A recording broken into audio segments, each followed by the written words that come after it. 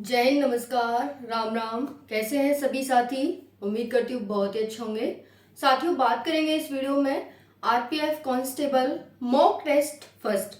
सभी साथी कह रहे थे मॉक टेस्ट लाइए, क्लास लाइए आरपीएफ के लिए। तो साथियों, ये क्लास कांस्टेबल और एसआई आरपीएफ में जो भर्ती आई है, जिसके 15 अप्रैल से फॉर्म भरे जा रहे हैं और 14 मई तक चलने वाले हैं, उसके लिए क्लास है। मोस्ट इंपॉर्टेंट क्लास है साथियों।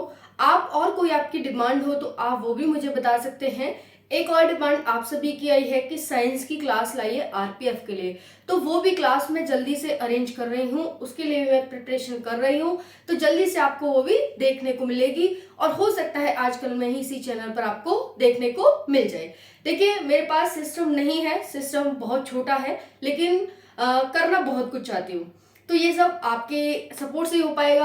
आप सभी जो जैसा कहेंगे मैं वैसा करने के लिए तैयार हूं कि ये क्लास लाइए, वो इसका कराइए, उसका कराइए, कराऊंगी। लेकिन आप सभी सपोर्ट करेंगे। सपोर्ट के लिए आप चैनल को सब्सक्राइब कर लेंगे, वीडियो को लाइक करेंगे और वीडियो को शेयर करेंगे, ठीक है जी। और कमेंट करेंगे कि आपको क्लास कैसी लगी। कोई सजेशन है तो वो भी आप देंगे, ठीक है जी। स्टार्ट करते हैं सेशन को। आरपीएफ अच्छी खासी वैकेंसी आई है, 40-60 समथिंग वैकेंसी है। तो साथियों, बहुत अच्छी वैकेंसी है दोनों पोस्ट के लिए। तो सभी साथी इसके लिए अप्लाई करें। बाकी मैंने बना दी है वीडियो कि कैसे कैसे एलिजिबिलिटी क्वालिफिकेशन है, कैसा सिलेबस रहेगा, क्या क्या सिलेबस में पूछा जाएगा, नेगेटिव मार्किंग कितनी है, एक्सेट्रा एक्सेट्रा। ठीक है साथियों, फिजिकल वगैरह सब कुछ बना दिया है। दूसरा बात है साथियों यहाँ पर आप सभी के लिए कि आपके लिए कट ऑफ की वीडियो में लाऊंगी कि कट ऑफ इसकी कितनी जाती है, उसको ध्यान में रख करके आपको तैयारी करनी होगी। बहुत अच्छी नौकरी है, इसमें कोई शक नहीं है। अदर स्टेट से 8 घंटे आपको काम करना होता है साथियों। जो इसकी सैलरी है वो 35,000 स्टार्टिंग है। 35,000 से ऊपर आपको सैलरी मिलती है स्टार्टिंग में। कहीं पर भी मनचाही जगह पर आप अपनी नौकरी कर सकते हैं। बहुत अच्छी नौकरी है। आने जाने का खर्चा आपका, ठीक है। रेल में आराम से ट्रैवलिंग करिए, घर वालों को कराइए, ठीक है। माता पिता और अपनी फैमिली का, यानी माता पिता, बीवी बच्चों का, अपना खर्चा, सबका खर्चा सरकार उठाएगी, हेल्थ का, है ना। तो बहुत सारी इसकी अच्छाई है। बात करेंगे, अब टॉपिक पर आएंगे। RPF constable SI mock test 1 2024। पहला क्वेश्चन है, सरकारिया आयोग संबंधित है। सरकारिया आयोग किससे संबंधित है? तो 50 नंबर की आपकी साथियों ये आ रही है, 50 नंबर की, हाँ 50 नंबर की आ रही है, जीके जीएस, जिसमें साइंस, हिस्ट्री, पॉलिटी, इकोनॉमी और ज्योग्राफी आ रही है। करंट अफेयर भी होगा। तो सरकारी आयोग संबंधित है, ऑप्शन ए पंचायती राज से, ऑप्शन बी भूमि सुधार से, ऑप्शन सी है साथियों आप सभी के लिए यहाँ पर केंद्र राज्य संबंध से, और ऑप्शन डी चुनाव आयोग से।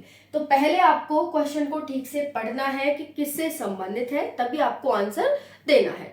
तो इसका जो राइट आंसर है अपना आप लगा लेना कितना है। इसका आंसर है सी, केंद्र राज्य संबंध से। ठीक है साथियों, किससे संबंधित है? तो केंद्र राज्य संबंध से ये संबंधित है साथियों। 9 जून 1983 को 9 जून 1983 को न्यायमूर्ति सरकारिया की अध्यक्षता में एक आयोग गठित किया जाता है, जिसका नाम सरकारिया आयोग होता है। और ये क्यों गठित किया जाता है? तो केंद्र राज्य संबंध पर बातचीत करने के लिए कि केंद्र राज्य संबंध को कैसे सुधारा जाए, इसके लिए इसका गठन किया जाता है साथियों। ठीक है, इसके 2 सदस्य होते हैं, वी शिवरामन और S R Sen. V Sivaraman और एस आर सेन इसके 2 सदस्य होते हैं और एक अध्यक्ष होते हैं, जिनका नाम सरकारिया होता है। ठीक है जी।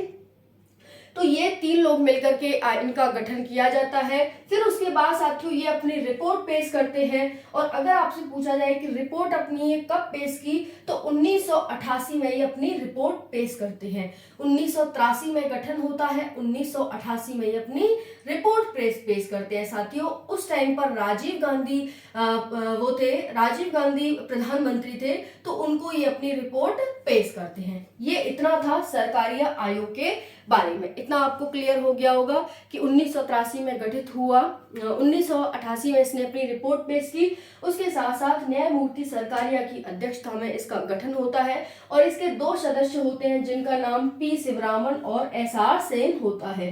पी शिवरामन और एस आर सेन होते हैं साथियों। ठीक है, चलिए नेक्स्ट देखते हैं। भारत का मिनी स्विट्जरलैंड कहा जाता है।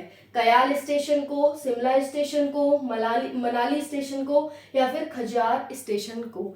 तो आंसर क्या है इसका? करेक्ट आंसर है खजियार स्टेशन को। जी हाँ साथियों, खजियार स्टेशन को भारत का मिनी स्विट्जरलैंड कहा जाता है। अब ये खजियार स्टेशन कहाँ स्थित है? तो साथियों ये स्थित है आपका हिमाचल प्रदेश में। कहाँ पर स्थित है? तो ये हिमाचल प्रदेश में साथियों स्थित हो जाता है खजियार स्टेशन। और अगर हम बात करें कहाँ पर, तो चंबा जिले में। कहाँ पर? चंबा जिले में स्थित है। अब बात करें कि हिमाचल प्रदेश में स्थित है, तो हिमाचल प्रदेश के मुख्यमंत्री का क्या नाम है?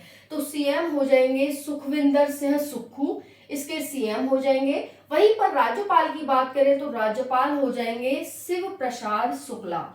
शिव प्रसाद शुक्ला इसके हिमाचल प्रदेश के वर्तमान में राज्यपाल हो जाएंगे। ठीक है जी, समझ आ गया आप सभी को? सुखविंदर सिंह सुक्खू इसके मुख्यमंत्री हैं और यहाँ पर जो इसके राज्यपाल हो जाएंगे वो हो जाएंगे साथियों शिव प्रताप शुक्ला। ओके जी, स्थापना कब होती है? तो 25 जनवरी 1971 को इसकी स्थापना की जाती है हिमाचल प्रदेश की। नेक्स्ट बात करेंगे, विश्व का सर्वोच्च शिखर माउंट एवरेस्ट किन दो देशों के बीच स्थित है? विश्व का सर्वोच्च शिखर माउंट एवरेस्ट किन दो देशों के बीच स्थित है?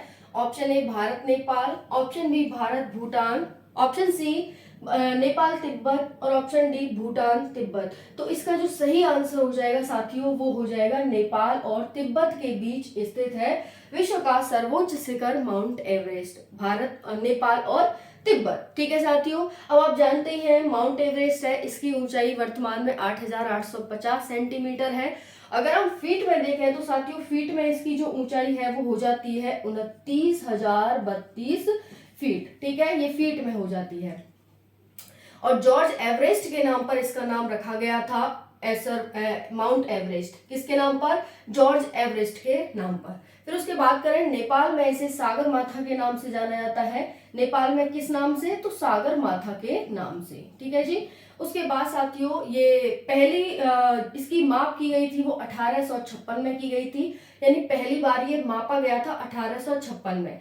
वहीं पर 1953 में साथियों 1953 में एक महिला थी तेनजिंग नार्गे, तेनजिंग नोर्गे, ठीक है, इनके द्वारा इस पर चढ़ाई की गई थी पहली बार 1953 में। ध्यान रखेंगे इंपॉर्टेंट डेट्स है साथियों। 1956 में क्या होता है, पहली बार इसकी नपाई होती है, ये कितने का है। उसके बाद 1953 में तेनजिंग नोर्गे इसकी वो बनती है। और फिर लास्ट टाइम जो नपाई हुई थी वो 17-18 के करीब हुई थी, जो 8,850 मीटर का इसे बताया गया है। ठीक है, अब है अनुच्छेद 14 से 18 संबंधित है। अनुच्छेद 14 से 18 शिक्षा का अधिकार, स्वतंत्रता, धर्म की स्वतंत्रता या समानता। तो आंसर हो जाएगा समानता का अधिकार है अनुच्छेद 14 से 18 में, कि किसी के साथ भी कोई भेदभाव नहीं किया जाएगा। लेकिन फिर भी इसके कुछ अपवाद है जो 15-16 में हमें दिखाई देते हैं आर्टिकल में। ठीक है, नेक्स्ट है धर्म की स्वतंत्रता की गारंटी किस अनुच्छेद में है? धर्म की स्वतंत्रता आर्टिकल 23 से 24, आर्टिकल 19 से 22, आर्टिकल 25 से 28 और आर्टिकल 14 से 18। तो धर्म की स्वतंत्रता साथियों 25 से 28 आर्टिकल में बताया गया है, आर्टिकल 25 से 28 में बताया गया है। ठीक है जी, चलिए कितने आपको 5 क्वेश्चन है, लेकिन उसका जो हमारा एक्सप्लेनेशन था वो बहुत ज्यादा था, है ना, क्योंकि एग्जाम पॉइंट ऑफ व्यू से हमें ऐसे ही पढ़ना है। कट ऑफ इसकी थोड़ी हाई जाती है, उस अकॉर्डिंग हमें पढ़ना होगा।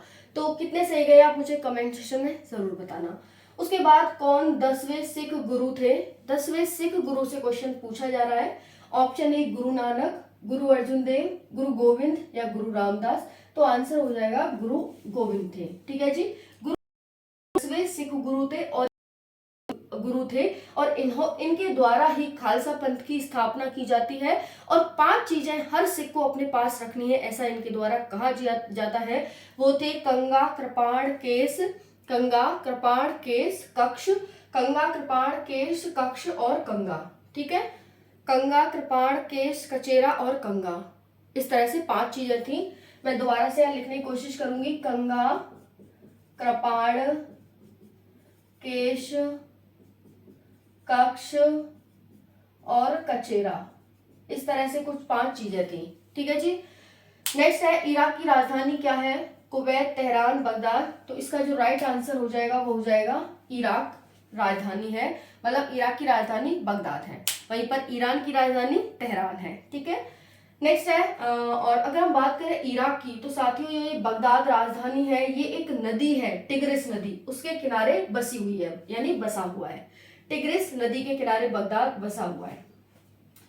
ठीक है, नेक्स्ट है ओपेक कंट्री में आता है ये। 30 मीटर पर सेकंड की चाल से किलोमीटर में बदलिए, यानी 30 मीटर पर सेकंड की चाल को हमें किलोमीटर में बदलना है। तो बहुत ही सिंपल सा एक फॉर्मूला होता है साथियों, जब भी आपको मीटर से यानी मीटर पर सेकंड से किलोमीटर में जाना है तो आपको कुछ नहीं करना, जो भी क्वांटिटी दे रखी है उसे 18/5 से मल्टीप्लाई करना है।